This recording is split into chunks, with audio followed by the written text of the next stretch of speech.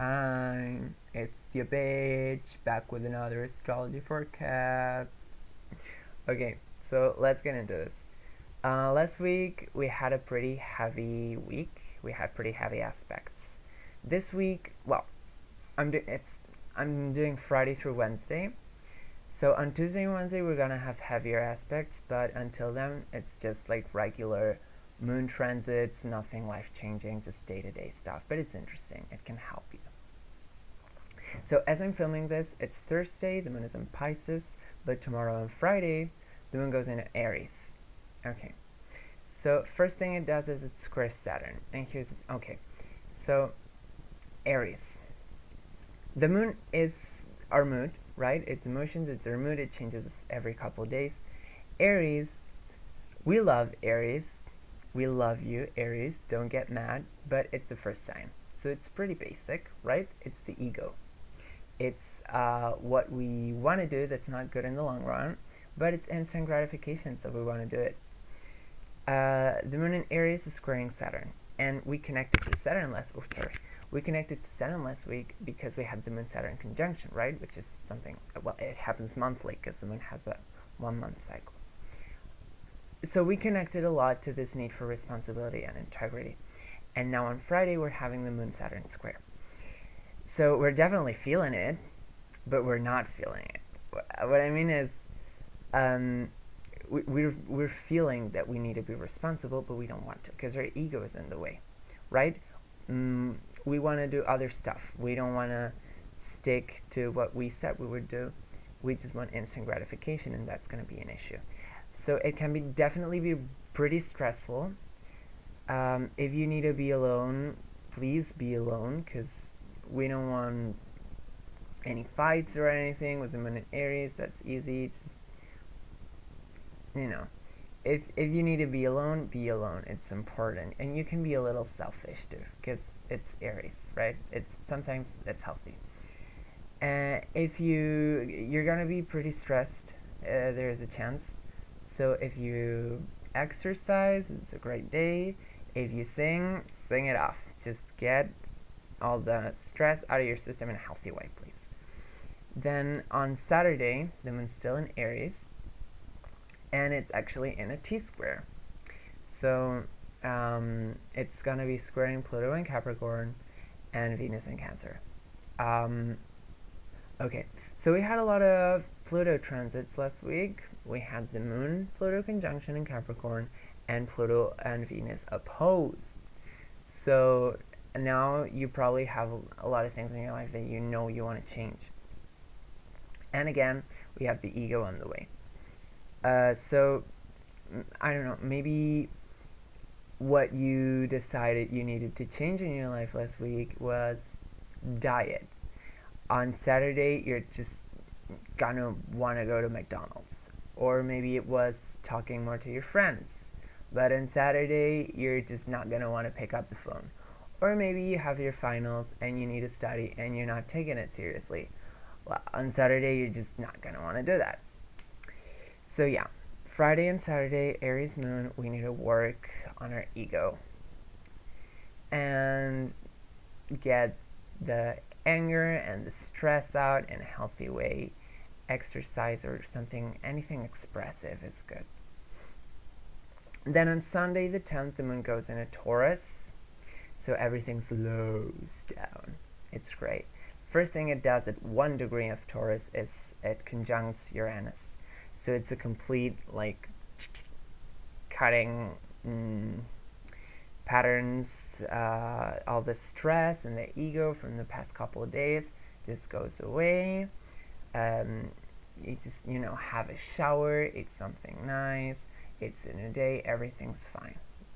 The moon's gonna be trining Saturn, so we had the moon Saturn square on Friday, and then the moon Saturn trine on Sunday. We're reconnecting with this need for integrity, and then it's gonna be squaring Mars in Aquarius. So Mars in Aquarius is kind of like, your friends calling you like, hey, come out, everyone's here at the bar, and you're like, no, I just want to eat pizza, watch a movie, I'm not going out tonight. So yeah, you might feel a little bit not with a lot of energy. It's an earth sign. Taurus is not scared of work, it's scared of being active. So it's a great day for, just doing whatever work you have to do, whatever you have to be serious about, and then just eating something you like, maybe reading a book, watching a movie, and just going to sleep. Very normal day, but could be really productive. Okay. On Monday, the 11th, Moon's still in Taurus, and it gets a little interesting. So we have the Moon-Jupiter opposition. And then, so the Moon and Jupiter are opposing, and then Jupiter is trining Neptune and sextiling Pluto, and the Moon is sextiling Pluto and trining Neptune. Oh, no. The Moon is trining Pluto and sextiling Neptune. Yeah, right. So here's the thing. We've been having a lot of kites. If you look back to the videos on April, we had kites, and now we talked about kites last week. What is up with all these kites? What happens is this year we have 3 planets, Jupiter, Neptune, and Pluto, which are on what I guess you could call a grand sextile, right? So Jupiter and Neptune are trining, and then Pluto's in the middle, sextiling both. So you know what these planets are doing. We've talked about it 1,000 times. Neptune in Pisces 2012 to 2026 is whatever area of your life it falls in, finding more truth, more connection to the universe, empathy. Then Pluto in Capricorn 08 to 24 is restructuring your principles and also whatever area it's falling in your chart. And then Jupiter in Scorpio this year is making you find the deep truth, right? So this year you've been talking to your demons. You have your demons numbers. Your demons are DMing you every fucking week. You know what's going on. And we've talked a lot about this.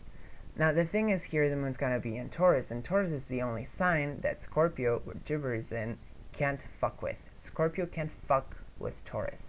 Every other sign Scorpio can fool, but Taurus is so stable and secure on itself and knows what's worth and what's not, what's worth it and what's not so well that Scorpio just can't lure it into hell with its tentacles. Taurus can feed a demon from its hand. So it's a great day to analyze what's going on inside and connect to your larger path in life. And yeah, that's it basically. Then on Tuesday the 12th, things get interesting because the Moon gets in Gemini. The Moon goes in Gemini and everything is interesting in Gemini. And also, expect mood swings every 5 minutes, but be analytic. Don't take it very seriously. And then also Mercury goes into Cancer. So Mercury has been in Gemini, right? Which is its home sign. Mercury is the planet of thinking, and Gemini is the sign of thinking. Now, after every yang sign, there's a yin sign, and vice versa. Gemini is a yang sign. It goes outwards, and then yin signs, like Cancer, go inwards. It's important that there's this sequence because it keeps balance, because after doing something where you spend a lot of energy, you need to recharge, and after recharging, you have a lot of energy that you have to use on doing something.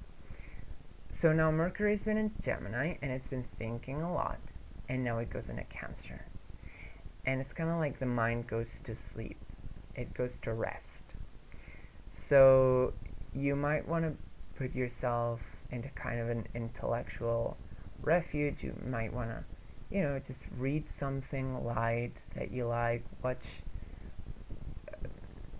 a TV show that you like. You don't want to do a lot of mental efforts. Rest your mind, because after Cancer, Mercury is going to go into Leo, and it's going to go retrograde there. So this is going to be big. You need your brain to be well rested by the end of the month.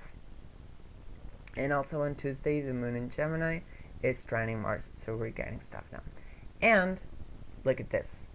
Moon in Gemini and Mercury in Cancer. Moon rules Cancer, and Mercury rules Gemini.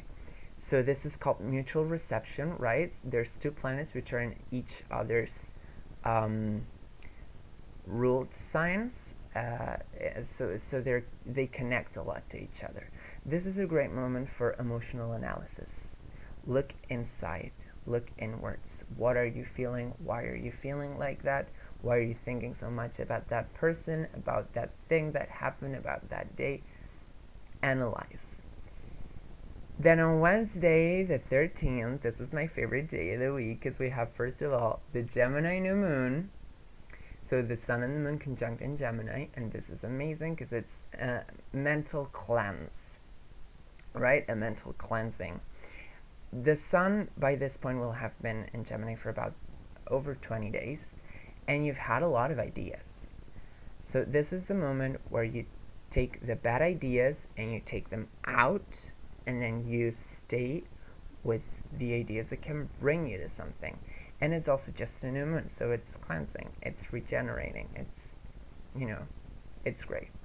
And then Venus moves into Leo. And let me tell you one thing, we have a problem here. We haven't had, so on May 15th, Mercury moved out of Aries, and we haven't had a planet in a fire sign since then. And we had the moon, because the moon changes signs every couple of days, but it's not, it's not a constant energy. And Earth is great because it brings structure to things. Water brings deep emotional meaning, and air allows us to just step aside, take perspective, and, not get bored, go do other things. But fire, it's purpose, right? Like passion, energy, it's what you need on the first place to start things. So that's why everything's been feeling kind of dead. So I got good news for you.